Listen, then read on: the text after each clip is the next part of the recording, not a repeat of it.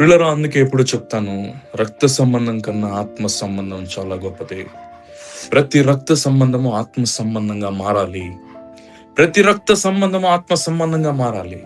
రక్త సంబంధం అనేది పిల్లల ప్రారంభం మాత్రమే. ఆత్మ సంబంధం అనేది ముగింపు.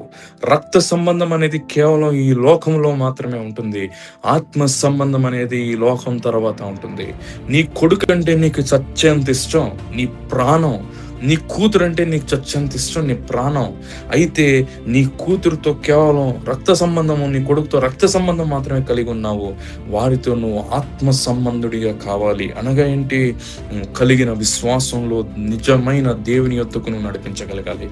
ఈ లోకములో నువ్వు నీ బిడ్డతో సంబంధిగా ఉంటావు. నీ బిడ్డ విశ్వాసంలో ఎదిగి తండ్రి చిత్తాన్ని నెరవేర్చే స్థాయికి ఎదిగితే ఈ లోకాన్ని వదిలిన తరువాత కూడా you are going to be with your children.